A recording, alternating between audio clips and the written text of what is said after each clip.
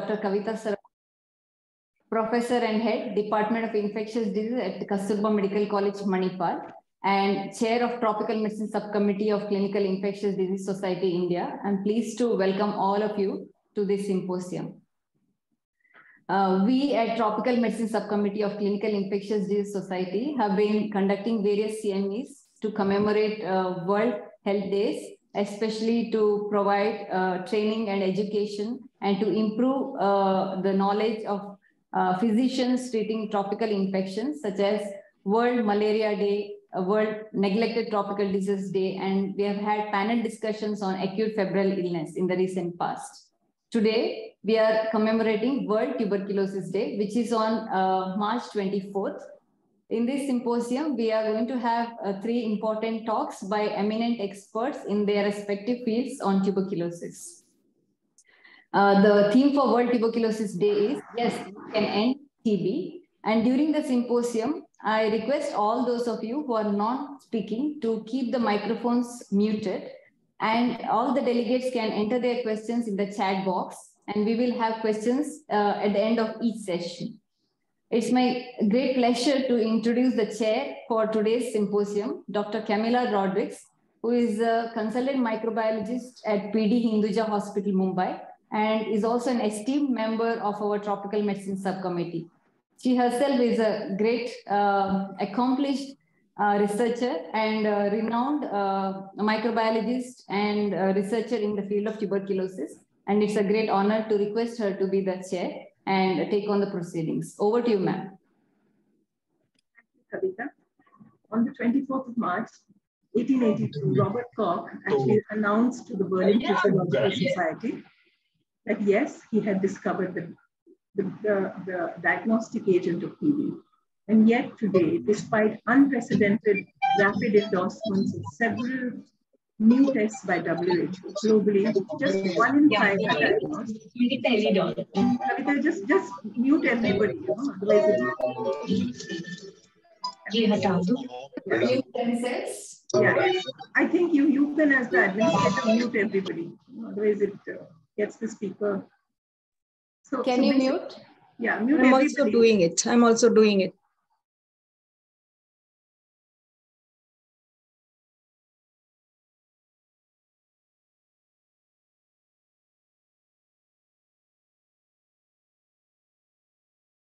Dr. Camilla, you are muted. Fine. Just to get back to what I was saying, is that globally today, despite rapid endorsement by WHO, just 1 in 5 is diagnosed with TB, and worse still, 1 in 3 is diagnosed with DRTB. In the run-up to this day, next Friday, we have 3 wonderful speakers who are going to speak on TB epidemiology. We're going to speak on, that is by the first speaker is Padma Priya. I'll introduce her and then I'll introduce the other speakers just before their talks. Padma is currently the director of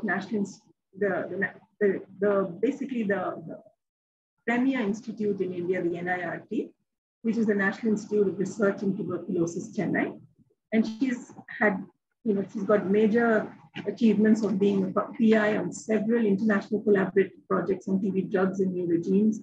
She's chair of ethics committee of the Directorate of Public Health, Tamil Nadu. She's a member of the WHO's Green Light Committee for DRTB, and she's received the prestigious CAI award twice and the PRJ Gangadharam Award in 2022.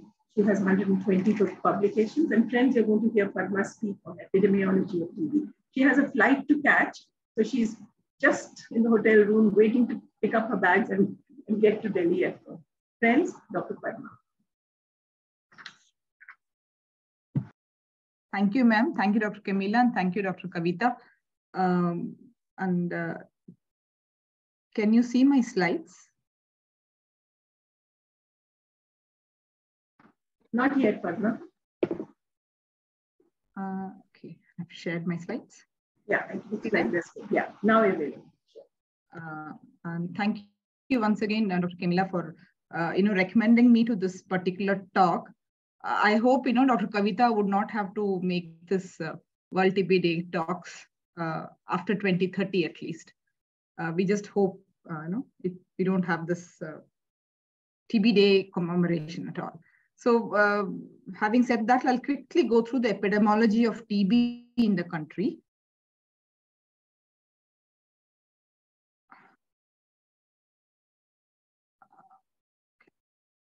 Can you see my slides now moving? Hello? No, Padma, they were visible and now they've disappeared. It's there, but I can't see it. Can't see it moving. Yeah, now we can see, but it's not moving. Go to the next. Not moving. Not moving. Now? No, not moving. Yeah, moving. Good. It's moving? Yeah. Yeah. Yeah. So what I'm showing you in the slide now is a global trends in TB as per the Global TB report in 2022. The frame on the left side shows an estimated 10.6 million people fell ill with TB in 2021. Unfortunately, this is an increase of 4.5% from 2020, which was around 10.1 million then. So what basically we're trying to show here is there has been a reversal of the slow decline over a period of time, which has happened in the last couple of years. On the right panel is the estimated TB death as per the Global TB report 2022. 82% of global TB deaths among the HIV negative people has occurred in the Southeast Asia region, and India alone is accounting for 36% of TB death. Now, as we know, TB can affect any age group or any gender, regardless of the age and gender. And highest burden has been seen in adult male. So this bar graph here, it's showing you the green one is male and the purple one is female. Highest burden is seen in adult male, accounting for almost 57% of all TB cases in 2021. Children also constitute a sizable proportion of patients, which is around 11% of all cases. Now, what is happening in India? The Global TB report of 2021 has reported an estimated incidence of all forms of TB to be around 188 per lakh population. So what is this? This is an incidence. And you look at the graph, the blue line in the middle is the incidence of TB over the years. If you look at from 2015 onwards, 2015, the reason I'm telling 2015 is our target of achieving 2025 end the TB or eliminate TB. We are considering 2015 as our baseline, and from there we start estimating our decline. So 2015, the incidence was 217 per lakh population. And in the last 5 years, it's now come down to 188 per lakh population. Now, are we happy with this decline? Definitely not. The two lines above and below show you the confidence intervals, which is ranging from 129 to 257. The total number of cases, which is around 19 lakhs, it's actually higher than the 2020 average. Though we say program has managed to catch up with a dip in TB in the last, after the two major COVID waves, they still have not reached where we were supposed to be. In 2021, so what this is 2020 result, which is 188 per lakh. 2021 report is 210 per lakh. So this is where India stands as far as TB incidence is concerned. Now, what about TB mortality? Here again, the graph. Let's follow this graph, this blue line from 2015. We had 36 per lakh was the death, TB deaths. Over the period, there was supposed to be a slight decline, but in 2019, we again see a rise. From 33 per lakh, it's gone up to somewhere around 34 or 34 to 40 range. So currently, we are at 37 per lakh TB mortality, which is again an increase from 2019 and 2020 results. Now, what does all this emphasize? That the TB death surveillance is something that is needed for the country. As we are doing maternal mortality surveillance, TB death report or TB death surveillance is something that has to be started immediately in the country.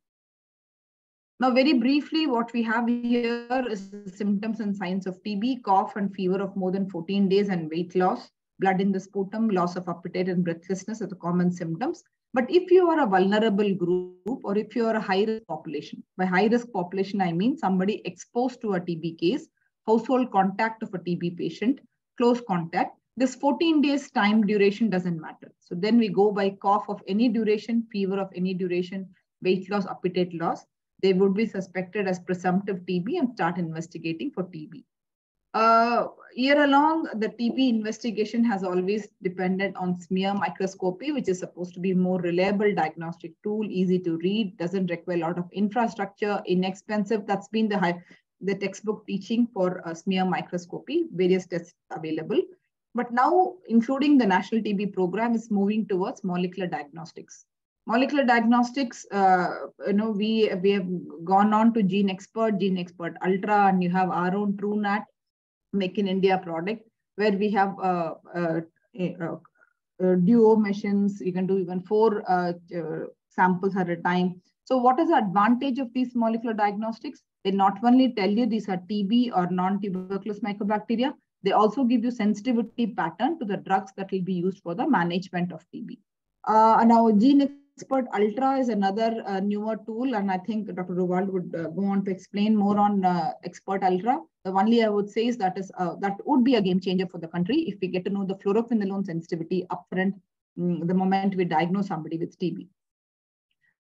Now, after starting the patients on treatment, the follow-up is equally important. However, relying on the molecular diagnostic of follow-up is not so advisable. So we go back to culture methods.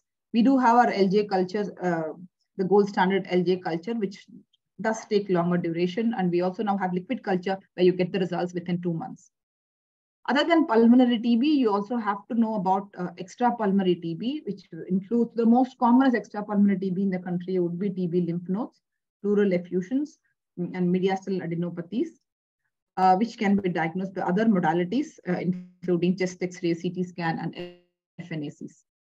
Now, each TB case will have at least 20 contacts. These contacts can be household contact or they could be close contacts. By household contact, we usually define them somebody who spends under the same roof, they spend so many hours at night and shares the same atmosphere, the same room, ventilation, everything. The close contact would be defined as somebody who spends with an index case more than 4 hours in the daytime period. Now, why are we so worried about the close contacts or household contacts? If one of them gets infected or latent TB or dormant TB infection, this becomes a common pool from where there is a possibility of moving on to active TB case. So from each contact, we can have at least 2 TB cases. And these cases may either be infectious or non-infectious. Now, just a thing of nomenclature, we are slowly moving away from latent TB infection to something called subclinical disease, subclinical non-infectious TB and subclinical infectious TB. And we have clinical non-infectious and clinical infectious. So when the contacts move from becoming to TB case, you have an infectious case and you also have a non-infectious case. Now, these clinical non-infectious and subclinical infectious are the 2 groups that we really have to worry about, who may be a common pool for this transmission. Now, risk of infection among contacts. Like I said, we have 2 different contacts. We have close contacts and household contacts. It all depends upon the risk of infection among the contacts. Is basically a function of the exposure, which is also related to the proximity of the contact. So as I said, the household contact, all the red dots that you see are the infected contacts, and these the red cross that you see here is the index patient. The closer proximity, you have more people infected, and then the outer ring shows you the close contacts and the lesser number of cases getting infected, and the one outside are the general population. So, the more proximity with an index case are the higher risk of infection because of the force of infection. Now, what drives the TB epidemic in India? Dr. Kemila, I'm still online, right? Yes, yes. Yeah, thanks. So the drivers of TB epidemic in the country. So first I said we have an exposure. Once someone is exposed, he becomes infected. The infection leads on to the disease, but what exactly turns the infection to disease? So predominantly we have environmental and the social characteristics, which has a major role for the infection to set in once somebody is exposed. The most common attributable factor for the exposure then leading on to becoming an infectious disease would be alcohol use. It has been shown that the risk increases 3 times in people who use alcohol. Tobacco use is the higher risk. Silica or the mine exposed textile industry, the risk of TB infection increases tenfold. Healthcare workers' risk varies between 3 to 15. The other environmental factors include the cooking with solid fuel, below poverty line, slum dwellers, and homeless. So the homeless, the risk of the risk of somebody getting an infection varies between 37 to 415 times is the higher risk. And then you have the prisoners. So this environmental and social characteristic can be easily monitored. You can change the social and environmental determinants. And here is a place where the cycle can be interrupted. Now, once someone becomes infected, what are the characteristics that leads on the infection to become the disease? So these would come under the host characteristics. Predominantly, the host characters lead on someone who's infected to become an actively TB patients. And most important being the household contacts and the close contact. Here, the risk ratio increases from 8 to 17 times higher risk of an infected household contact breaking down with disease. So that is a place which can be, that chain can be broken by giving a treatment to the latent TB infection. Again, the latent TB infection could either be a drug delivery system or it could be through a vaccine. So in our country, this seems to be the bigger pool of household contacts leading on from infection. The pool continues to increase and keep on adding cases to the disease pool. And this host characteristics is also having certain comorbid condition, which will also lead on to this increased risk, like undiagnosed TB or people living with diabetes mellitus or people living with HIV are the various risk factors that leads on from infection to disease. And that can be easily identified with something called vulnerability mapping or systematic case finding. So what actually happens in an active case finding would be to identify the infectious cases from a pool of in the community and take them away from the community and keep them, identify them early and treat them. Basically, I'm taking away the case from the community and preventing the further spread within the community. And identifying the vulnerable group, which includes HIV, diabetes mellitus, elderly, all this population, you can actively screen them and pick up the cases early. Now, that is in general about epidemiology and TB. Now, what did we do in a nationwide survey of state-wise prevalence of microbiologically confirmed pulmonary TB? This survey was done after almost 56 years in the country. It started in 2019 with a plan to complete in 1 year, but due to the COVID wave, we had to stop in between, but then we continued and completed in 2021.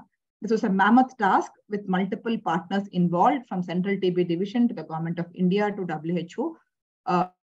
And the private partners. The survey period went from 2019 to 2021. It was a cross-sectional survey covering the whole of the country, the map of country, and all the green dots that you see are the clusters that were surveyed. We had more than 625 clusters across the country, though the aim was 800 because of this COVID lockdown. Some of the clusters could not be covered. These clusters covered the entire 20 state groups. 3,54,000 participants were screened during this period. Our calculated or expected prevalence of TB was around 270 per lakh when we started the survey. End of the survey, the prevalence of TB, microbiologically confirmed pulmonary TB in the country, was 316 per lakh population. The range varied between 290 to 342. So this brown line that you see is the country average. And there you can see the states above the country average. These are the states which have a prevalence of TB higher than the national average, which goes from Bihar, Himachal, Jharkhand, and Madhya Pradesh, Chhattisgarh, Uttar Pradesh, Rajasthan, and Delhi. They have a higher prevalence than this national average. Now, this 316 was microbiology confirmed pulmonary TB. What this slide shows is prevalence of all forms of TB, which includes extrapulmonary TB, smear negative pulmonary TB, and which is around 312 per lakh population. Now, this graph here shows you the prevalence of TB by age and gender. X-axis shows you the age group starting from 15 to 24. The survey did not include children below the age of 15 years, and it covered, it did not have. The graph here is from 15 to above 65 on the X-axis. The Y-axis on the left side shows the number of participants, and the Y-axis on the right side gives you prevalence. Now, if you can see this graph, the white bar are the female and the black bars are the male. In the survey, we had more of female participants as compared to male. And we found the TB prevalence was higher among the male as age increased when compared to the females. Now, the prevalence, we did all 3 types of testing in the survey. Sputum was collected in the field. They had a CBNAT done at the center. The second sample, if the CBNAT was positive, a second sample was collected. which was sent to the nearest laboratory for smear and culture. Liquid culture was done. So by all the three methods, the prevalence seemed to be higher in male, and the prevalence seemed to increase with increasing age group. Now, patients who had a symptom positive, or if they had all the patients who underwent survey had both symptom screening as well as chest X-ray taken. And chest X-ray abnormality was marked by the medical officer sitting in the van, the mobile van that took the X-ray. It was also transmitted to the telemedicine department, where again the X-ray was read. So what we found was X-ray abnormality also increased with age, and it was more in the males. Symptom screening also had a similar. The survey also took care of history, where patients were checked whether they had any previous history of TB or whether they were currently on TB treatment. The history of previous TB treatment seems to be quite high, and it increased with age group, especially in the elderly age group. In male, the history of previous TB treatment was high. So we found 981 TB cases during the survey. Of them, 12% were currently on treatment, whereas 88% of them were newly diagnosed at the time of survey. Of the 88% of participants who were diagnosed with TB, 73% were new cases, and 27% had a history of previous TB treatment or a previous TB. So we had 27% of recurrent TB cases in the survey. What was the risk factor here that we found? The x-axis shows you the likelihood of someone to be TB positive, and y-axis is the percentage of the survey population. As you say, majority of the population in the survey were employed. However, the likelihood of someone to be TB positive, if they had an abnormal X-ray, that showed a higher likelihood of them to be positive. The variables that we considered were symptoms, more than one symptom, someone having diabetes, past history of TB, smoking status, alcohol status, abnormal X-ray, and the body mass index of less than 18.5. The two factors which gave us a higher risk factor, a higher likelihood to be of TB positive, one was someone having an abnormal X-ray, and the second was a body mass index of less than 18.5. So if you remember the first slide that I showed, alcohol, smoking, all of them are risk factors. But in our country, these two seems to be the main factors that affects the likelihood of someone to be TB positive.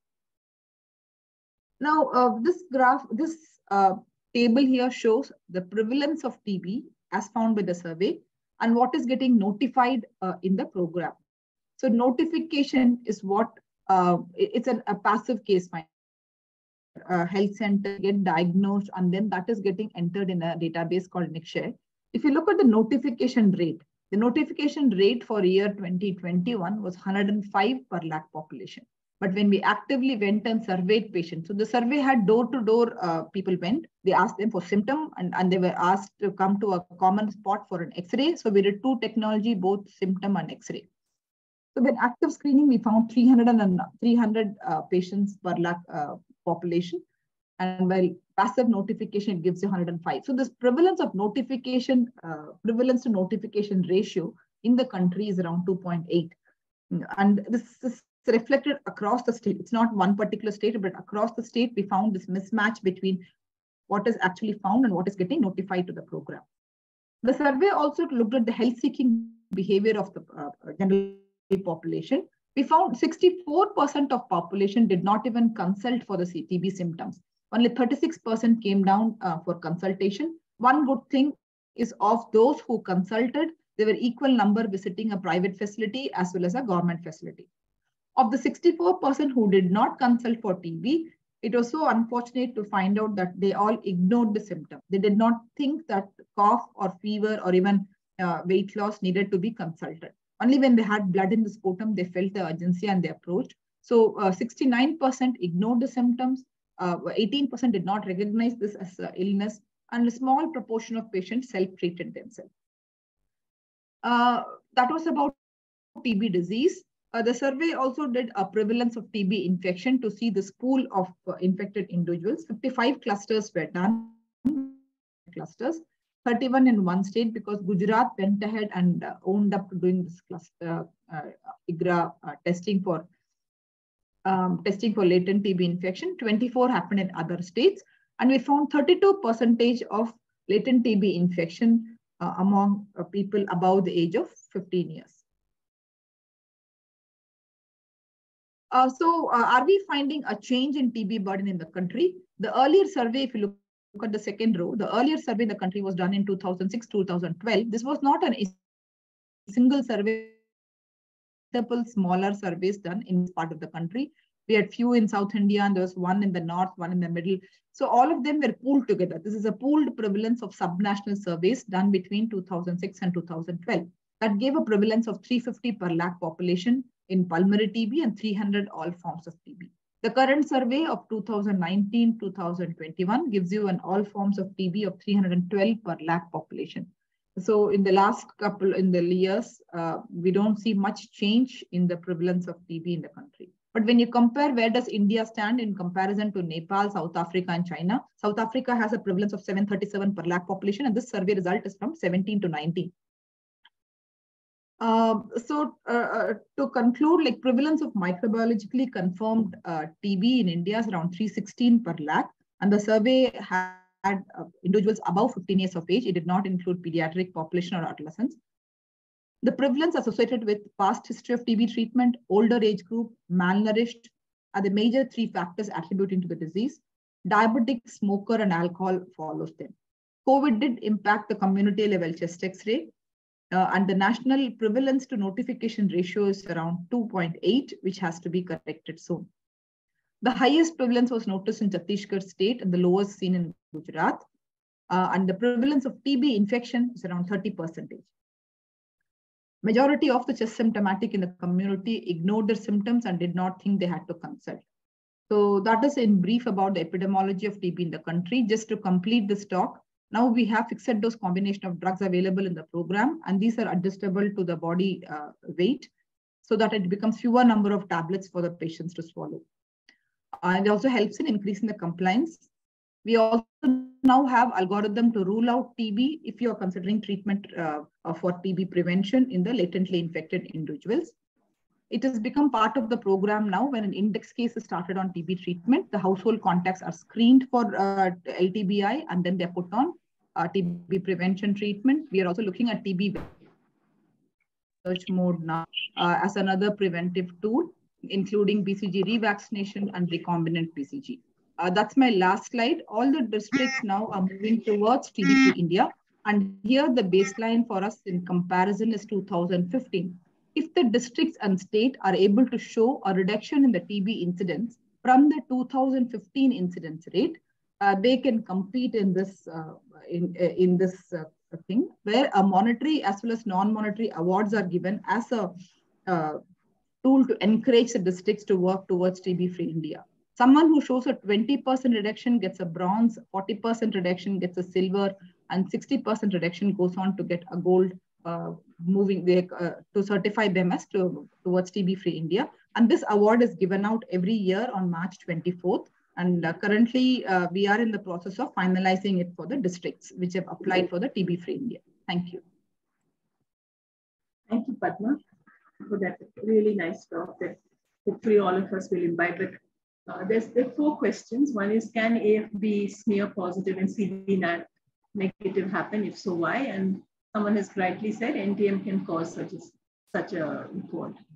Dr. Tanu Singhal asks, how can all forms of TB be less than pulmonary TB? Yeah. So if you look at the denominator, when I start taking all forms of my TB, my denominator will increase, and naturally that brings down the numerator numbers. Second, also look at the CI, the confidence interval overlaps. So just a difference of 4 numbers, I would not give much importance to that. My denominator became huge when we did all forms of TB. And what is the prevalence of HIV versus non-HIV that you found in this national prevalence study? Yeah, in the national prevalence survey, we did not have HIV individuals. We did not do special tests to do HIV because altogether the prevalence of HIV in the country is less than 2%.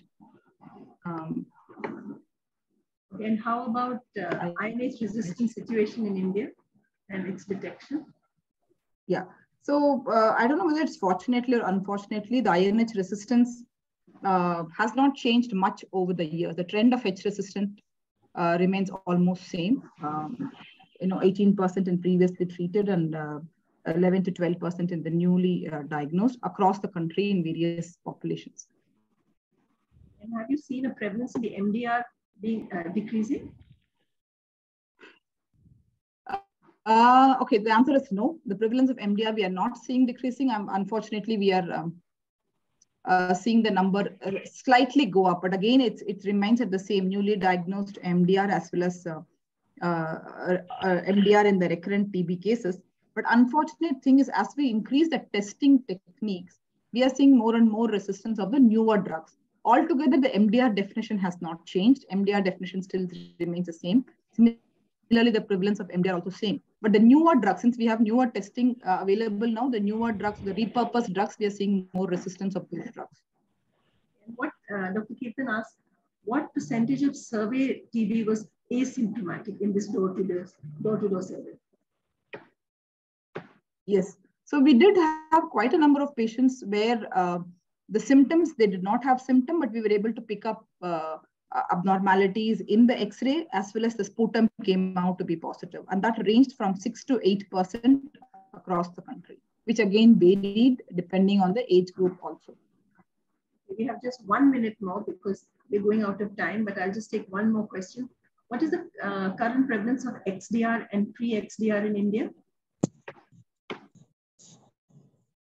Okay, the prevalence of XDR and pre-XDR, we do not have a prevalence for XDR, the old definition. The old definition of XDR is fluoroquinolone resistance along with RIF resistant. It varies again in states. There are some states where you have fluoroquinolone resistance. I think Dr. Camilla would be a better person than me to talk on FQ resistance. It varies in some countries to 30 to 40%, whereas in some of the states, it's in 8 to 10%. The newer definition of XDR is BDQ resistance. It's no longer just the FQ resistance. At least in some part of the country, we do not see so much of BDQ resistance. One thing is we are not testing actively, but in places, I'm afraid that, we shouldn't go beyond this 1 or 2 cases that we're detecting now in BDQ resistance.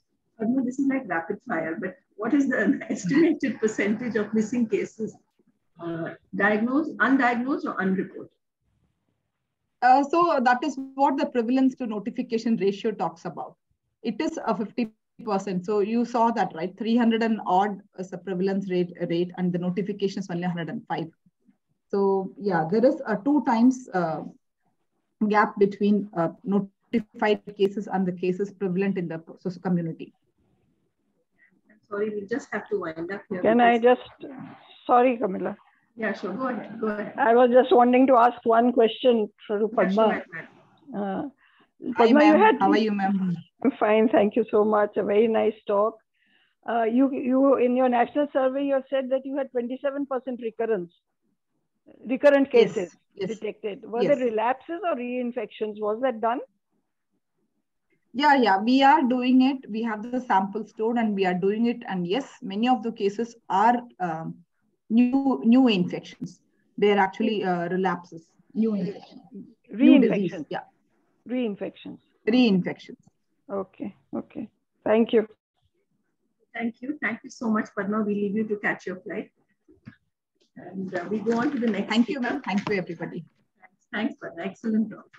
Our next speaker is Morten Roewald. He's director of the TB program and is currently at FIND in Geneva. And his major achievements are he's discovered IP10 as a novel biomarker for IGRA. He's led clinical developments of CYTB, a specific skin test for TB infection. He's conceptualized the prevention of recurrence trial design for therapeutic TB vaccines, supported the global WHO policy for 3 new classes of TB diagnostics, and facilitated the switch from sputum-based diagnosis for TB to simple sampling methods. He has over 130 publications, book chapters, and reviews. Morten, thank you very much for accepting this talk on behalf of SIS, and we really look forward to your talk on what's new in TB diagnosis. Thank you. Thank you very much, Dr. Camilla. Can you hear me? Yes, we can hear you. And you can see my slides? Yes, we can. Brilliant. Are they moving forward? Just check that moment of truth. Yeah, they're good. Fine. Sure. Yes. Okay. So thank you very much for inviting me to this meeting. It's been great so far, and I'm looking forward. I might have a hard stop halfway through Dr. Dr. Dieter's presentation, but it's great to get an update. So my topic is what's new in TB diagnostics, and I've chosen to give it the subtitle "Emerging from the Pandemic with New Tools." I'm trying to be a little bit forward-looking in the presentation. I'm from FIND in Geneva. We're an NGO that works on all kinds of diagnostics for priority diseases, and TB remains the biggest program we have, and we're doing a lot of work on TB. So I don't think I want to speak too much about the impacts of the pandemic. They have already been mentioned, but perhaps just hone in on the role of diagnostics. And testing remains the weakest link in the cascade of care. About 4 million people across the world every year remain undiagnosed, and that is a big problem in India as well. Of those that get the TB diagnosis, only 1 in 3 are bacteriologically confirmed. Only 20% are getting diagnosed with a WHO recommended molecular diagnostic like the Cepheid Ultra or the MolBio TrueNat. And only 1 in 3 with drug-resistant TB are actually tested and put on relevant treatment. So that we have a lot of work to do. And sort of analyzing why we are in this situation, it's clear that the tools we have are not fit for purpose where patients are seeking care. We need something that works better in the community at the primary healthcare level. And was mentioned earlier, there's a lot of asymptomatic TB out there. And if we keep focusing on symptomatic TB, we might miss perhaps up to half of the cases. And it's becoming clearer and clearer that these asymptomatic people do actually transmit. So we're never going to get to the root of TB if we don't get tools that can be used for asymptomatic people and replace symptom screening. And then reliance on sputum really makes diagnosis difficult, and it also perhaps selects patients with more advanced disease. So on the positive side, the pandemic has opened a lot of opportunities, bringing diagnostics closer to the patients. We've seen a lot of this point of care for COVID. A lot of these technologies are slowly beginning to become used for TB as well. We have now a very diverse molecular portfolio, and very soon it will be the end of one size fits all for TB. There's been a lot of investments in digital diagnostic infrastructure, connectivity, and we can also leverage that. And then there is a lot of fantastic new tools for TB infection testing, and that comes nicely with also treatment monitoring tools, and we might even be able to sort of go into personalized medicine for TB in a couple of years. So the pipeline, so these are all the diagnostics that WHO have looked at since 2010 here. That was the MTB RIF, the Cepheid system, the CBNAT as it's called in India. And this is where we are now. Here we are entering 2023, where we'll be looking at targeted sequencing for diagnosis and surveillance at the next WHO meeting. And in the future, we have tongue swab-based tools, portable instruments, and a lot of new tools as well. And I'll talk about all of these new tools in my presentation. But you can see, we are getting more and more tools as the world moves forward in the years. So how do we address this big detection gap that we have in TB? And I think one of the problems we have at the moment is our tests are very good, but they are just not really accessible for the patients who need care. So looking at this is a model example using the Cepheid CBNAT system here. The total access is about 25%, and the sensitivity is high. It might, in some studies, be up to the 90% and a very high specificity. But because the access is low, there is a big gray box here of patients we're not reaching. So if you look at another example here, this is a hypothetical test that has less sensitivity, like 70% compared to 90%, so 20% lower, but it has a better total access. It's a simpler test that is not as as accurate. Then you can see we get a smaller gray box here and a larger green box with the correctly positive test.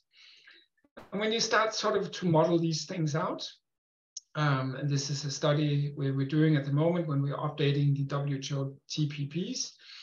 This is kind of the performance of the Cepheid system, that black dot here. And then we tried to model for India and Kenya, and we also have some data from South Africa. If you were to take a test that could be used as in the green line here, in a test that was non-sputum based, and would give the result in the same clinical encounter, so you would have less loss to follow-up, you would actually be able, in the Indian context, to lose about 15% in sensitivity and get the same number of patients identified. And in in Kenya, because it's a different healthcare system with more loss to follow up, you can probably compensate even further with a lower sensitivity. So these are thoughts we're having at the moment. We're trying to feed that into WHO, and also how we help manufacturers find new tools. So some of the lead strategies for these kind of tools is tongue swab based tests, where you do a simple scrape of the biofilm on the back of the tongue, simple sample prep, and put that into a molecular test like this hypothetical one. We're looking also into use of bioaerosols or face masks and other tools to capture bacteria. And then we're also looking at urine-based diagnostics with a simple lateral flow kind of readout. We have the ALEA at the market at the moment, but there's a lot of new tools. I'll talk more about these in a minute. So looking at swabs, this is a study we have been doing with Rutgers University in patients from Peru, South Africa, Uganda, and Vietnam. The sputum smear microscopy sensitivity here in a small study of, the performance of swabs in sputum smear microscopy positive patients. The sensitivity on the tongue was about 88%. And in smear microscopy negatives, it was lower down to 17%. And it's an unoptimized method. There's another study called the R2D2 study here, and in a mixed population with a larger number of patients, 183. Here they were able to generate about 78% sensitivity against, which was quite decent for, again, an unoptimized approach. And there's a lot of unknowns in this. Are we using the right swabs?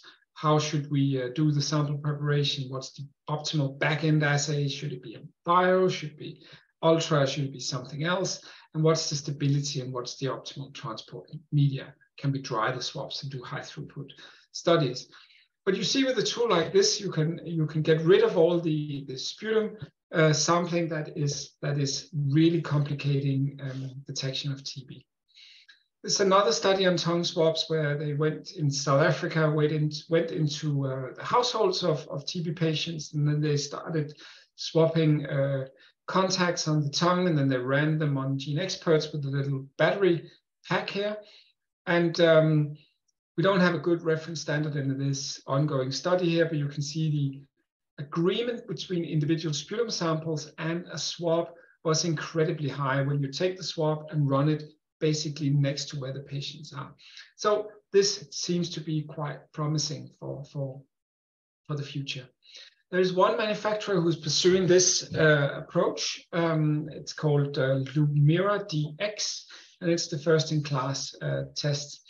They have a very neat approach, a tongue swab, and then they have a little heat block of sorts here.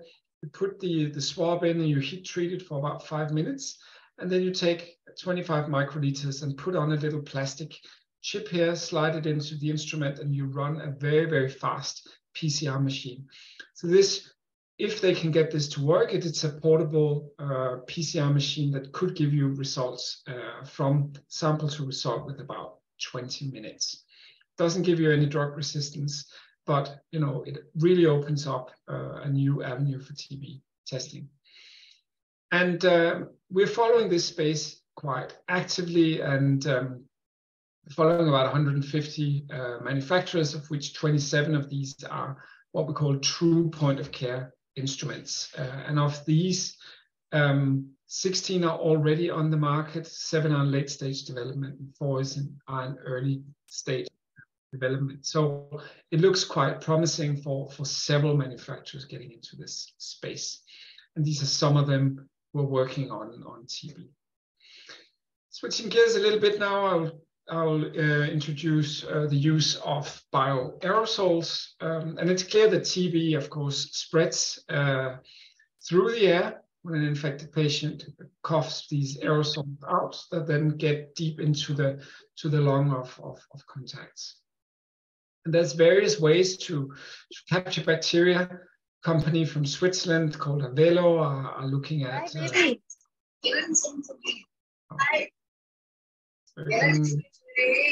mute yourself. Can you hear me? Yes, we can hear you. Brilliant. Okay, great. So there's various companies who are looking into this space, and I'm just showing a couple of products here. And there's also groups. This is a prototype that we've done at Find, who is looking at the use of polyvinyl alcohol strips inside of face masks. But you can also do gelatin and other ways to kind of capture those aerosols inside the masks. And then you can take the strips out, and you can and then analyze them with the PCR machine.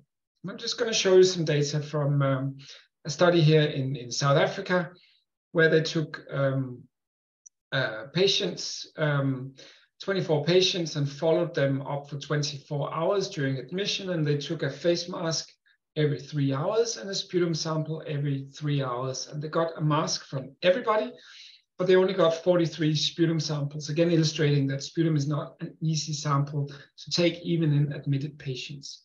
And they had a fairly decent agreement between the masks and sputum.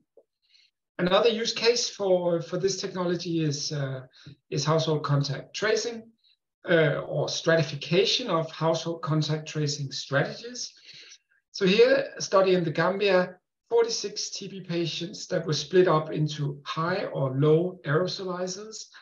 Did they have a lot of bacteria in the face mask, or did they have fewer bacteria or no bacteria in the face masks? And then they followed up 181 households looking for TB infection with a 6-month follow-up period. And they found a very strong correlation between, or association between, face mask positivity of the index case and the infectious status of the household member. And it was higher than any of the traditional ways to look at a contact. And some of these were a little bit interesting. Sleeping proximity, who normally falls out quite strongly here, didn't show, but it's a small study, kind of illustrating a new use case. I will now move to LAM assays, so urine-based TB detection assays, and we have a long-awaited. Commercially available at the moment is the ALEA-LAM test marketed by Abbott. It has a very limited use case for patients with advanced HIV, with a low CD4 cell count. And the next sort of assay to get into evaluation is the Fujilam test. It's a more complicated test, but it's still point of care, and you don't need a lab to run it, or you only need a basic lab to run it.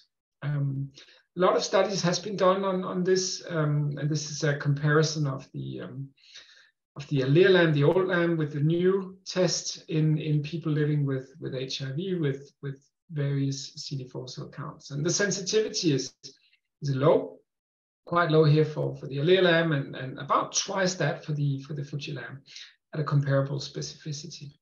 So we set out a large clinical study to assess the performance.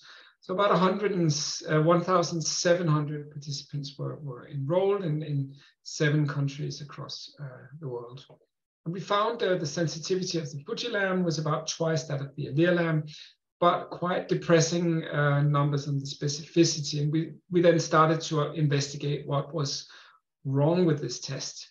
There was something clearly unexpected here. And we saw the specificity was low even in participants with a high CD4 cell count. And from previous studies, we knew specificity should be high with this test. So there was clearly some false positives here. And we looked at where they were distributed, and it was all over all of these countries. But what came out was that it seemed there was an association between the lot of this test from the manufacturer and the clinical performance as shown here in this forest plot. We could sort of group the assay, the lots into high sensitivity, low specificity lots and low sensitivity, high specificity lots, suggesting there was a manufacturer issue. And this has been verified by MSF and KNCV and 2 other studies, the same trend. And it's quite depressing, but Fuji have now redesigned the test, and they are relaunching it as an improved version 2 with a new name as well. They're not alone in this space. There are quite a lot of manufacturers who are actively looking into to what we call 3rd generation LAM tests that are ultra sensitive. And we hope that all of this work will lead to a new class of really field-friendly urine-based TB detection assays that are capable of diagnosing TB irrespective of HIV status. So I'll now switch gears again and talk about new assays for molecular platforms. I don't think I need to introduce the MolBio TrueNat to this audience, but they are working on a new chip they call the Ultima chip, which is it has a couple of additional targets that is designed to kind of match the Cepheid Ultra cartridge. And very importantly, they're also working on an INH and a fluoroquinolone chip for the reflex testing. Some of you have been involved in assessment of the TB and COVID combined assay, and the clinical trials for all of these assays have started in 2022. We expect in 2023 that Bioneer and SD Biosensor, 2 Korean companies, will launch their cartridge-based Cepheid competitors, you could say. And standard M10 here from SD Biosensor is faster, slightly faster than Cepheid, and can diagnose TB, but also give you RIF and INH resistance in one cartridge. Bioneer is a larger assay that does TB, RIF, INH, fluoroquinolones, and second-line injectables, and it's fast, like it's 1 hour to result. We have clinical trials started already last year. So hopefully all of these technologies will go through WHO policy sometime in the spring next year.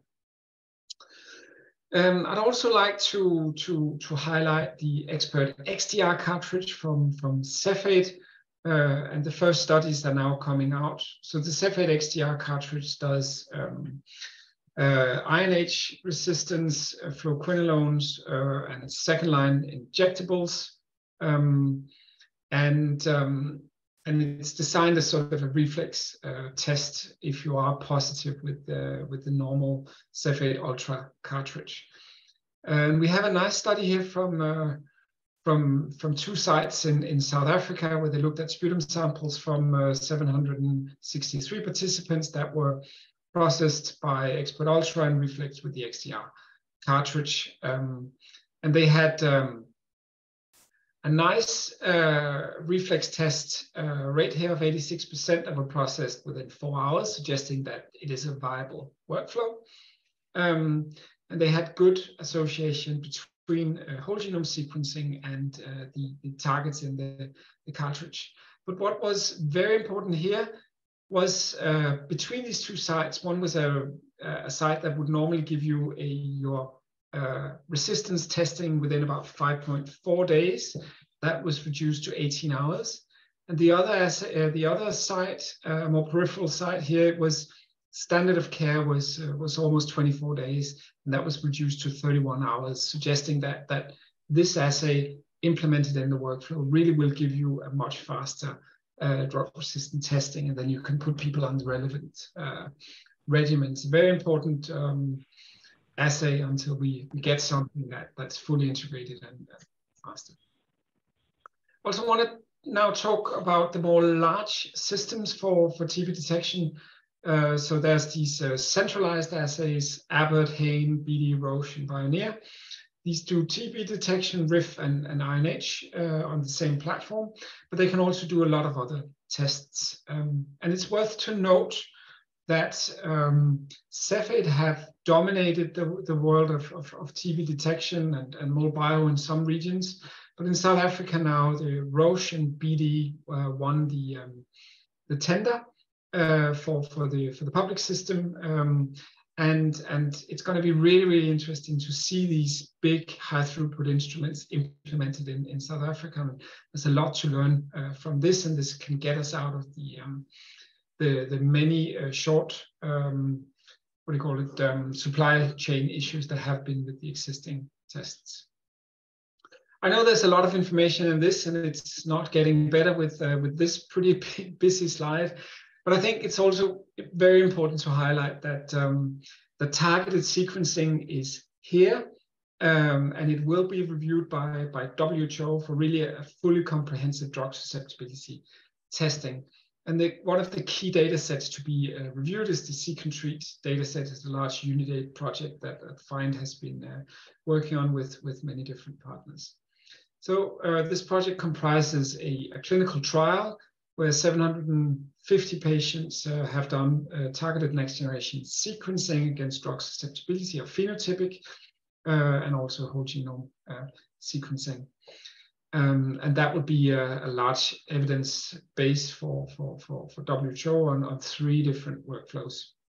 Another outcome here from this project has been a large catalog of mutations with 38,000 isolates across 40 countries, linking phenotypic and genotypic resistance. So it's really a nice resource for assays developers to refer back to.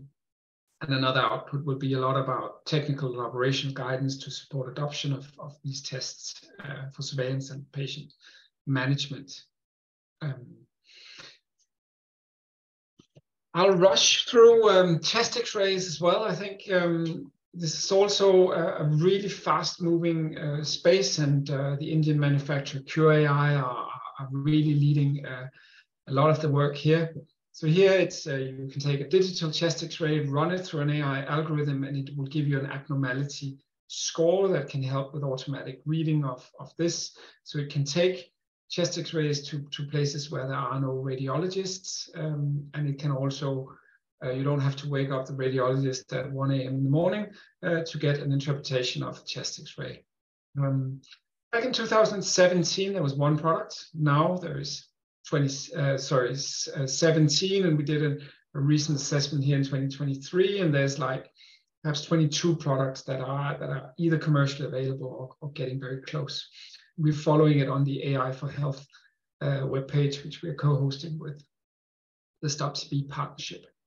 Not all of these algorithms are equally well. So this is an RFC curve, and the higher the area under the curve, the better the performance of your test.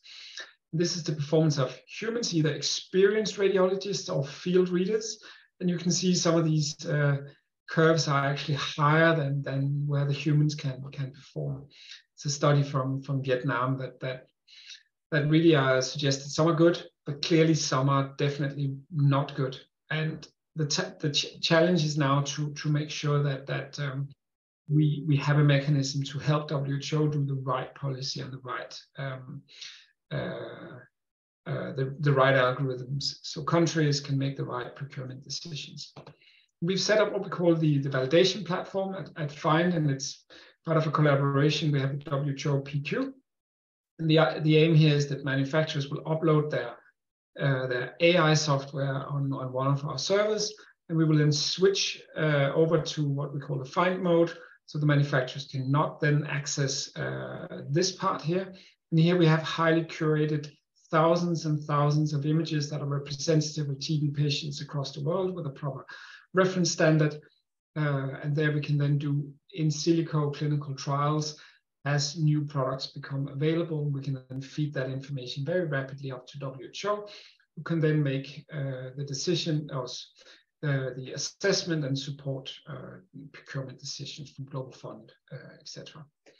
And this becomes incredibly powerful with portable X-ray systems. And the smallest are really sort of, you put them on a tripod and you can take them really into the field. I'm just going to show you how this can look for a community screening from Pakistan here.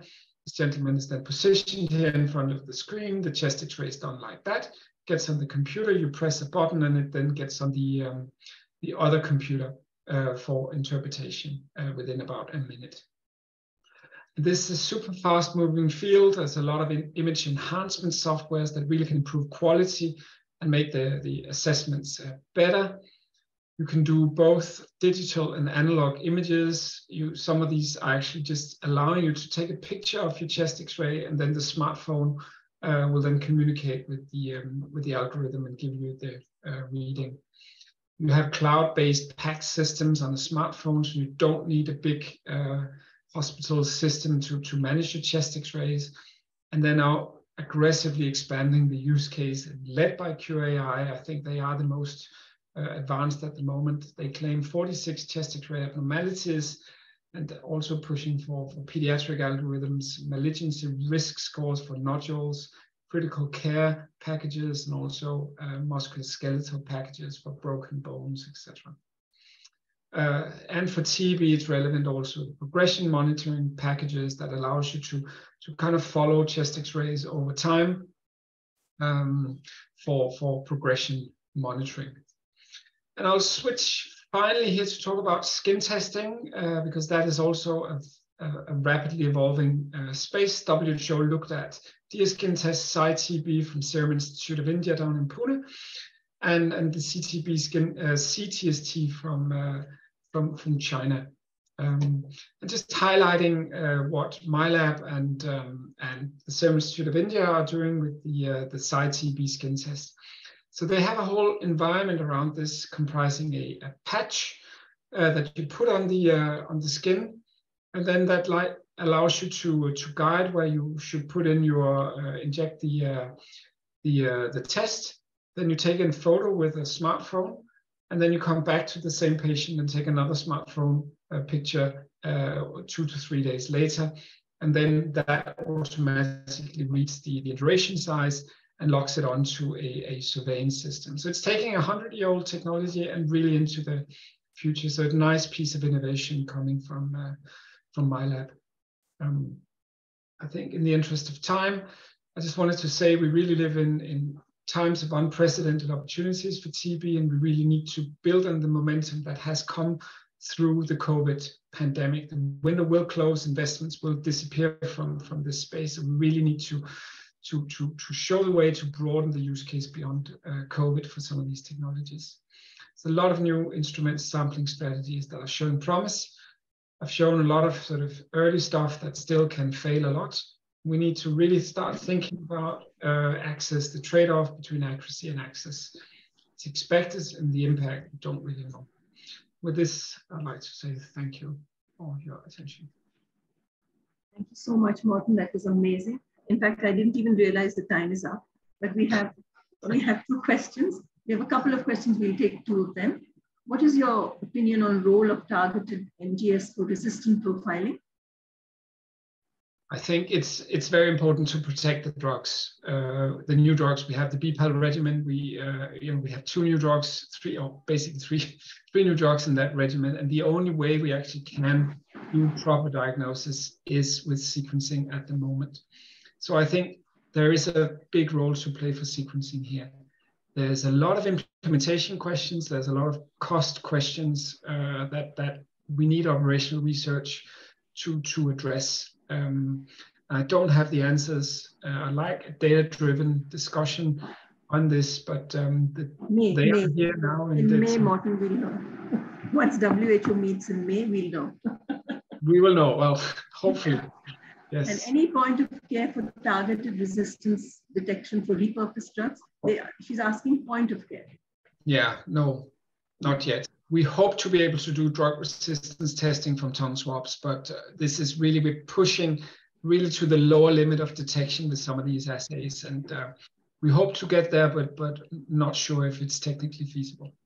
Thank you so much, Morten. That's been amazing and really added so much value to us. Thank you so much. Thank you, and apologies for going over time. No worries. Our next speaker is Professor Keithan Dera. He's a hospital-based respiratory physician and clinical scientist with appointments at University of Cape Town and the London School of Hygiene and Tropical Medicine. His research work has focused on the pathogenesis, diagnosis, and management of respiratory infections, including TB. And he served on several international bodies, including the WHO, NIA, the Wellcome Trust, and the editorial boards of various prestigious respiratory journals. He's published over 350 peer-reviewed manuscripts and is a co-inventor on 6 papers related to diagnostics and vaccines. Keithan is going to speak to us on what's new in the management of DRTB. We're waiting. Thank you. Thanks, Camilla, for that very kind introduction. And thanks, Morten, for a wonderful talk and for really setting the scene for my talk. Camilla, can you confirm you can see my slides in the correct? Yes, we can. Not in the notes view. It's in full screen view. Is that correct? Yes, it is. Yes. Okay, wonderful. Okay, so I'm going to quickly run through. I was asked to speak about what's new in drug-resistant TB, but particularly to focus on the short regimen. And I've kind of stayed away mostly from diagnostics because Morten has already covered that. So I'll say a little bit about the new definitions and the drug classification, which all of you know about already.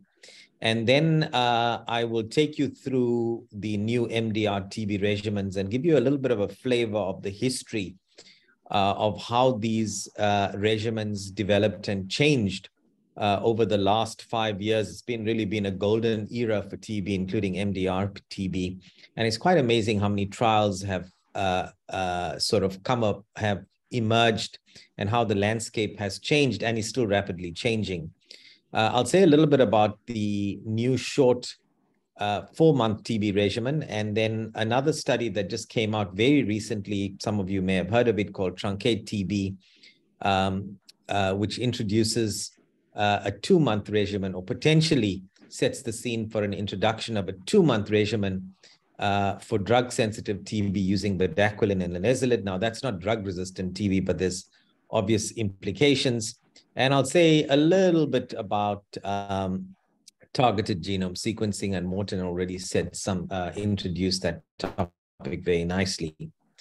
So I think the TB burden has already been covered very well, but I think from the slide, what we can take away is that there's a big gap, as Morten already outlined, between the estimated burden and the number of patients actually detected. So we're missing a lot of TB. And the same for drug-resistant TB. You know, if we're missing 2 in every 5 patients with drug-sensitive TB, it's even higher for drug-resistant TB. And what that really is telling us is that we need better ways to find drug-resistant TB cases rather than waiting for these cases to passively present to healthcare services, by which time most of the transmission and infection has already occurred, as one of the first speaker outlined. Now, one of the things that came out from our national survey, which was in 2018 and ended in 2019, or was published in 2019, is that 60% of the TB in this door-to-door survey was asymptomatic. So I was very interested to learn in India that rate was much lower, more like 10 to 15%. In our setting, roughly about 5% of new TB, especially in the urban centers, is due to drug-resistant TB. These are the new definitions. If you didn't know about it, these are the new WHO definitions. And to keep it very simple, you have rifampicin-resistant TB, or MDR TB, if you have isoniazid resistance in addition. Pre-XDR TB is now rifampicin and fluoroquinolone resistance, and XDR TB is rifampicin plus fluoroquinolone resistance and one of the other 2 first-line drugs. Now, I think it's really instructive to go through the history over the last 5 years, to understand the regimen we're using now and what's going on. And the story really started in around about 2015 when this trial was done and was subsequently published. And essentially what this showed is that a 9 to 11 month injectable regimen was as good as an 18 to 20 month regimen. So we already had shortening of the regimen duration. And then informed by this patient-level meta-analysis, which we were privileged to be part of, there was a new drug classification. And essentially, as you know, you had the group A, the group B, and the group C drugs. And regimens were constituted then preferably using all three group A drugs. And really, what underpinned this classification was the potency or the effectiveness of the drugs. These group A drugs, as was shown by these studies and also from our group, really impacted mortality, including improved outcomes. And these were therefore the group A drugs. And then, of course, came the group B drugs, which impacted outcomes, but not mortality, and then the group C drugs. And if you're interested, there's this sort of update of the Lancet Respiratory Medicine Commission that we published in 2019, which I must add, I need to write to them again because it's already out of date, which is great, right? We always wondered, we always said nothing new happening in MDR TB, and now everything's happening at such a rapid rate. And at that stage in the 2019 guidelines, the recommendation, we had now moved to a pan-oral regimen. So we moved away from an injectable, but we were looking at a duration of about 18 months. And I'm not going to go through the slide. You can go and read up this paper on the steps to follow when constituting a regimen. Meanwhile, in South Africa, we were doing our own thing. And round about that time, what South Africa did is introduced a even shorter regimen. Remember, WHO had now gone down to a pan-oral regimen of 18 months. And in South Africa, we said, well, you know, if an injectable is effective at just 9 to 11 months, and we got much better drugs, surely an oral regimen should work well at 9 to 11 months. And so we concocted what we call a short regimen of 9 to 11 months, again, having these group A drugs. The other, you know, all the other variations and permutations are not so important. And we also, in tandem, had this WHO long regimen, again, using the group A drugs. And we tended to now start practicing some risk stratification or personalized medicine. So we do that as clinicians all the time, and we were doing it again here, where we use the longer regimen when we had poor prognostic features. For example, we had complicated extrapulmonary TB, or we had more extensive disease, or there was previous usage of drugs, etc. Then we tended to use the long regimen, but otherwise by default, we use the short regimen. And of course, at that stage, when we introduced this, we really had no, you know, this was based on common sense and logic. We actually didn't have any clinical trials to guide us. So it was quite avant-garde. And it does show that sometimes you really, you know, need to get going and see how things go to really inform clinical practice. And this data was then later published, which in fact showed that this 9 to 11 month oral regimen actually worked very well compared to the more traditional injectable regimen. So it was validation that what we did was in fact correct. And very recently, this trial was published, in fact, last year, the STREAM 2 trial. And what this trial really was a comparison of the 9-month injectable regimen versus a 9-month oral regimen, and then a 6-month regimen, but that had a combination of oral and injectable. And again, what you saw here on the top right is that the oral regimen performed much better. That's the blue line. It's lower than the red line, performed much better than the control regimen. Again, confirming what the South Africans did, that in fact, the 9-month oral regimen, in fact, works much better. And then there was a 6-month regimen, which also did better, but this was a combination of bedaquiline, fluoroquinolone. There was no linezolid in this regimen, but they did include 2 months of kanamycin, which, as you know, is no longer recommended. And we were privileged to, in fact, I was privileged to lead the editorial that was published in The Lancet last year. Really, I think this was important confirmation in a randomized controlled trial that the 9-month oral regimen worked better than the injectable regimen. But I think it also told us that if you use 2 months of an injectable drug, then you could get away with much less adverse events and still contribute to better outcomes. For me, that was the take-home message. And so I guess this would have utility in salvage regimens. You know, we're already seeing these very difficult patients who have pre-XDR and XDR TBs. We just had our MDR, MDT today, and we had about 20 patients presented with about 18 of them having XDR TB. And in some of these patients, we are sensitive to the second-line injectable drugs, and we are using them. And this trial does guide us in that we can use shorter durations of these injectables. Sticking with 9 months duration, there's the NTB trial. They haven't released their results yet. And this is really looking at different combinations and permutations of delaminid. So we await the outcome of that study.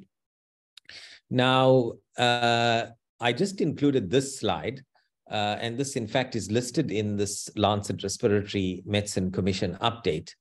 And what it really tells you is what we do as clinicians, right? We look at mycobacterial factors, we look at host factors and program factors. How is the patient smear positive or negative?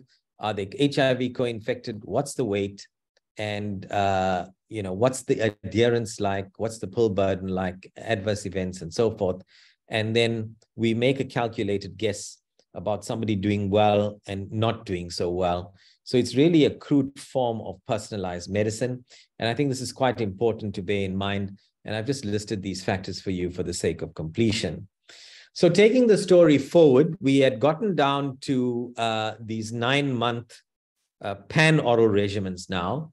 And, what about taking it down to 6 months with a pan-oral regimen? And this was the BPAL regimen, and this was the NIC study.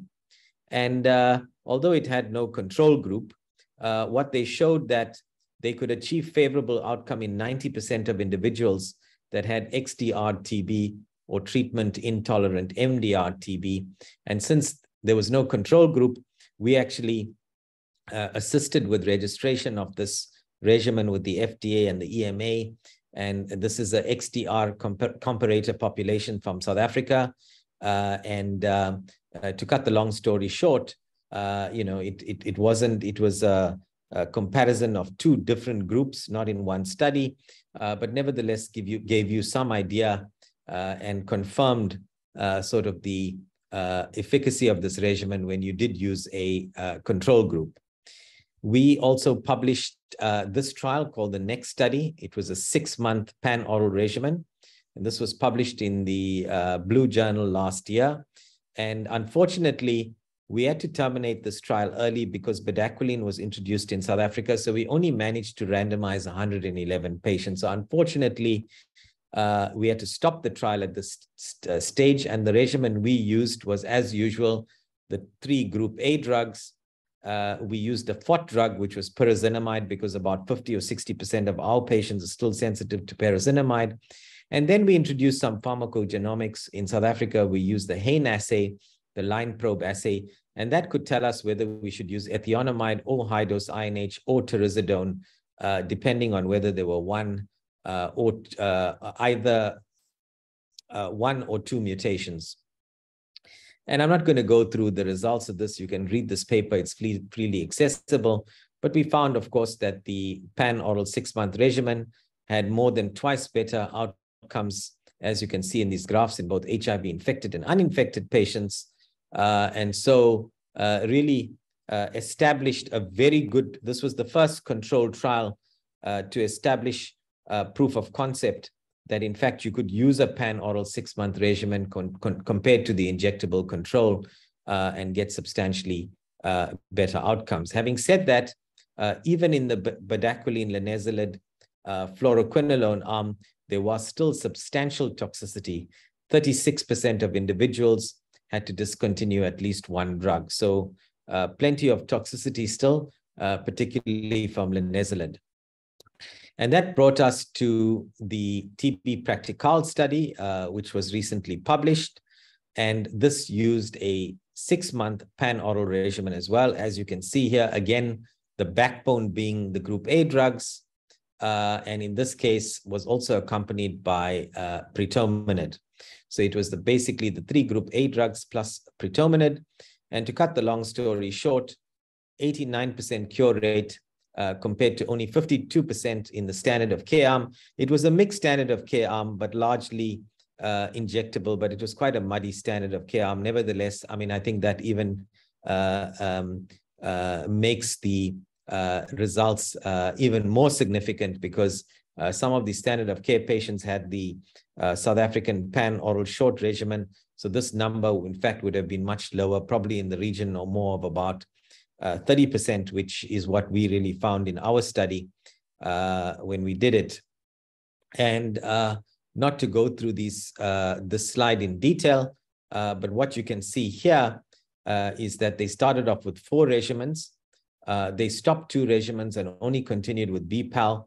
And this was a non-inferiority trial. So compared to the standard of care, I told you it was a mixed standard of care, you found that the unfavorable outcome rate was much lower, but the way the trial was powered with the number of patients they had, all they could say was that this regimen was non-inferior, but nevertheless much safer, much less adverse events, and only a 6-month pan-oral regimen. And that was really followed by the WHO new guidelines that came out actually late last year or early this year. And you can download these guidelines, but there's a summary of it here. What they are proposing now or saying is that you want to treat MDR TB, use a 6-month BPAL regimen. Alternatively, you can use a 9-month all-oral regimen. That's still acceptable, except if you've got poor prognostic features, in which case you must use a longer individualized regimen. And this is to cater for XDR TB, pre-XDR TB, and complex forms of extrapulmonary TB, patients with more extensive disease, and so forth. I think what was quite controversial in these recommendations was that for pre-XDR TB was to use BPAL. So for MDR TB, they were recommending 4 drugs, but you went to XDR TB, you actually lost a drug, which was a little strange to many people. But I think the logic behind this was that in the NIX and the XENIC studies, there were 230 patients. You may say, well, that's not a lot of patients with either XDR or pre-XDR TB. And roughly they had 90% favorable outcome. And I think that's what really drove the recommendation. And so I think these are showing how we advanced. I mean, this is really a summary of how we advanced so dramatically over the last few years. Just to let you know that this is not without great, what shall I say, negative developments, or without casualties, because I'm not going to go through the study. These are 200 isolates from South Africa of 2018 and 2019. This is where clinicians had problems with treatment, and they would send the isolates into the central reference lab. And 30% of these isolates showed bedaquiline resistance. And that figure, in fact, has climbed higher now. So we are seeing an appreciable amount of bedaquiline resistance. It's sitting at about 4% of all rifampicin-resistant isolates now, and 4 to 5%. And it's obviously means that we now need to routinely do bedaquiline resistance in all isolates with rifampicin resistance, and we're actually moving towards that now in the program. So the rollout plan in South Africa now is very soon, literally within the next 2-3 weeks, we're going to have the expert XDR cartridge operating, as you heard from Morten. And if one has rifampicin-resistant TB or RIF and fluoroquinolone-resistant TB, we are going to be recommending BPAL-M. And to drop the fluoroquinolone if it's fluoroquinolone resistant, in keeping with the WHO guidance. In patients with extensive disease or other poor prognostic features, we're going for the individualized long regimen. We also have a national clinical advisory committee operating with about 20 people, and clinicians may email any complex case. We have one operating in each province and then a national one as well. I'm not going to go through this slide, just summarizing that there are some more trials that are ongoing that will be reporting their results. I wanted to tell you about this 4-month rifapentine moxifloxacin regimen. This is not drug-resistant TB. This is for drug-sensitive TB, right? It's a 4-month regimen, and this, in fact, has been WHO approved. And we thinking in South Africa, we've already said that there's going to be implementation in children. They're still thinking about adults. And there are some concerns, effectiveness in HIV-infected persons, costs, and obviously people are worried, one would rapidly lose fluoroquinolone as a frontline MDR TB drug. And I know in countries like India and elsewhere, there's high rates of fluoroquinolone resistance, so that this kind of regimen might be a problem for patients with drug-sensitive TB. And then this study just came out now, and essentially what they did here was they looked at the standard TB regimen for drug-sensitive TB, 6 months, and they looked at 2 high-dose rifampicin regimens and 2 bedaquiline and linezolid regimens. And to cut the long story short, if you look at this really graphic on the right-hand side, what they found is bedaquiline plus linezolid with the 3 other first-line drugs, ethambutol, pyrazinamide, and INH. That's the word I'm looking for. Slipped my mind there for a minute. So if you take INH, ethambutol, and pyrazinamide, and you added bedaquiline and linezolid for a period of 8 weeks, you had an outcome that was non-inferior to the standard of care, which was a 6-month treatment.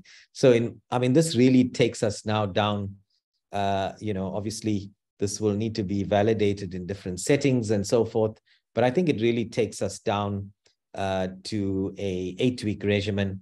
And I wouldn't be surprised if we get there soon for drug-resistant TB. I'm not going to talk about the XDR cartridge, but we're going to be having it implemented in South Africa literally within the next 2 or 3 weeks. And the way we're going to do it in South Africa is only to do it in individuals with rifampicin-resistant TB to get a rapid fluoroquinolone readout. And I think you heard in the last talk about targeted sequencing, where you can get from a sputum sample, readout of 15 drugs. And I'm not going to go through this slide, but this is a study that we just started. It's a randomized controlled trial, randomizing individuals to this GenoScreen test versus what we're using as standard of care, which will be the XDR TB cartridge. And we have all our approvals now, and I think we will be recruiting the first patient next week on-demand sequencing. And we're really looking at clinical outcomes, and it's a sort of an adaptive trial design, different stages. And Morten talked about sort of looking a bit into the future. I think we are going to see shorter regimens. The M72 vaccine trial will be starting, the phase 3 trial will be starting soon in literally dozens of sites across the world. And I think if that vaccine works, confirming the sort of 54% efficacy in the earlier phase 2 trial, then I think we will see a dramatic reduction in the case burden of TB, including drug-resistant TB. And the last thing I wanted to just mention is active case finding. And you heard from the first speaker and the second speaker about all these missing or undiagnosed cases. And for drug-resistant TB, it's even worse. And we just had this paper published in Nature Medicine a few days ago, where we took Expert Edge into a small, very affordable motor vehicle, about $12,000, not an expensive truck, no generator, battery operated. And we showed the feasibility of going into these informal settlements in peri-urban areas, lots of shanty towns, very high rates of TB. We found 10% of those intensively screened had TB.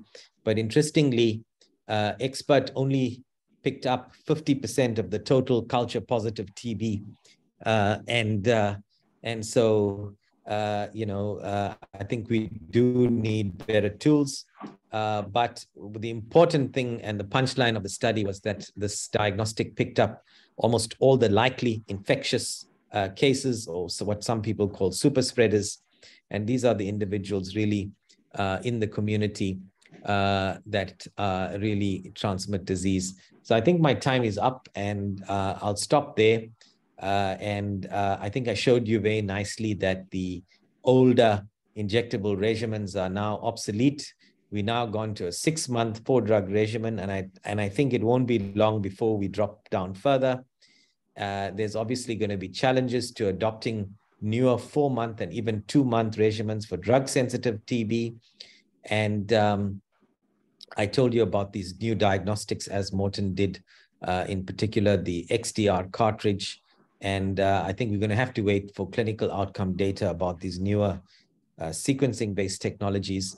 But in the meanwhile, I think we need a lot of other things, vaccines, TB dashboards like we had in COVID. And I think active case finding approaches have to be really pushed. We have to take all these diagnostics that Morten talked about and take them out of the laboratories and healthcare facilities and into the community. So I thank you for your attention, and I'm happy to take any questions. Thanks. I'm not going to go through the last slide, but it was all the people involved in the next study. Thanks. Thank you so much, Ketan. That was amazing. There are 2 questions. One is linezolid toxicity. How do you cope? And any recommendations of pyridoxine? Okay, so I'm just going to see if I can get the chat across here. Okay, sorry, just say that again, Camilla. Basically, someone is asking, how do you cope with linezolid toxicity? And any recommendations of pyridoxine and the dose for prevention? Yeah, linezolid toxicity is a tough one. The first thing to say is about 30%. We see about toxicity a little bit linezolid such that about 30% of patients interrupt linezolid, and we most often see anemia as the most common complication, though there are many others, as you know. I don't think we have time to go through all of them. We transfuse patients, and we do re-challenge with linezolid, but we don't really, there's no published data on how successful linezolid re-challenge is, but we do that. It is quite a toxic drug, and we currently in our program with the shorter 9 to 11 month oral regimen, we only use 8 weeks of linezolid. This is really to limit toxicity. But of course, now we're going to move over to the BPAL-M regimen, where we're going to have 6 months of linezolid at 600 milligrams. And it is a toxic drug. One has to be aware of it. You need to risk stratify your patients. You need to monitor patients. And obviously stop linezolid if there's significant anemia, neutropenia, and if there's neurological adverse events, then we don't start linezolid. You'll have to replace with other drugs. I mean, that's the basic framework of linezolid toxicity. The other question was pyridoxine. We use pyridoxine, whenever we're using isoniazid or taururzidone, which is really a double molecule of cycloserine. And I think they come in as 50 milligram tablets in our setting. So we either prescribe 25 or 50. We of course use it in all drug sensitive regimens. And it's quite safe and well tolerated. I don't think we can say anything more about that. Thanks. Just one last question. by exposing sensitive TB patients to bedaquiline and linezolid, do you think it will increase resistance to these drugs, and will we have them left for patients who are drug resistant? Yeah, I think we must change our thinking about this, because I think we have a bias because we are drug-resistant TB physicians, but I think first we're TB physicians, right? So you can imagine if we had a 2-month regimen with bedaquiline and linezolid, the hypothesis or the theory is that with these shorter regimens, a lot more people are likely to stay on the drugs. We have lot less relapse, okay?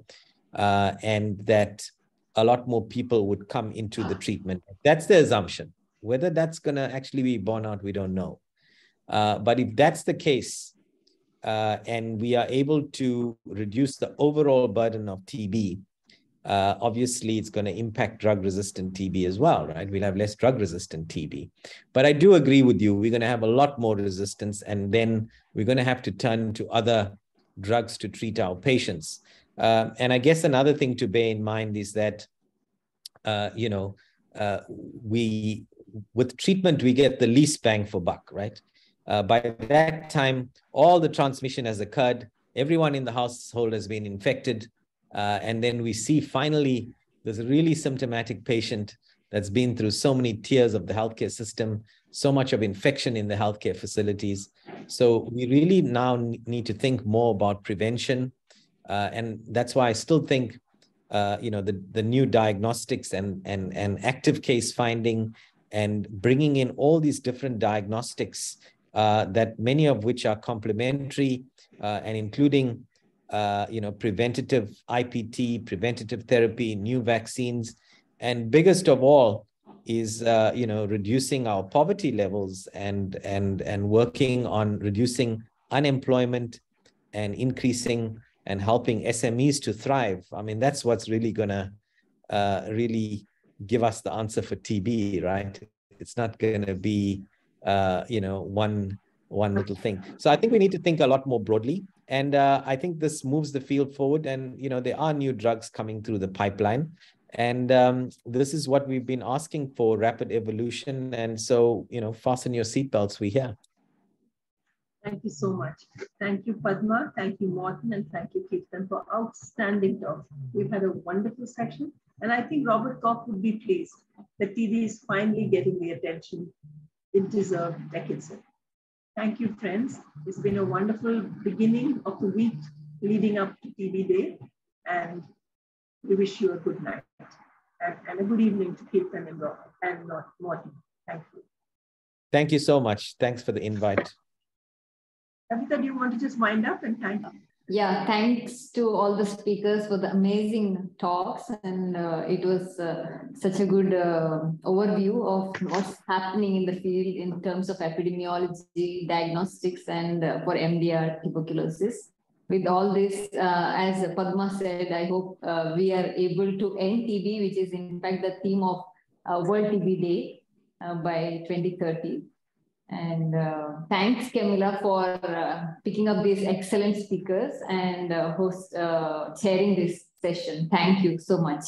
May I request all the speakers and Tropical Medicine Subcommittee members, if they're available, to switch on the videos for a photo shoot, please.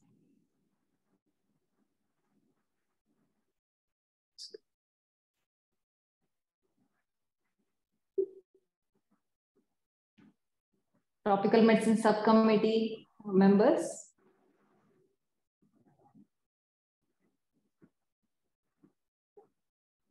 May I request all the delegates who are present to switch on the videos? Unless they're in the 90s, Kavita. Yeah, we can select whoever at least who fits into one frame. And thanks to all the delegates who have been through this program, and I hope it was an enriching experience. Thank you so much for staying till the end of the program. Thanks a lot. Thank you. Thanks, everyone. Thank you. Bye-bye. Bye.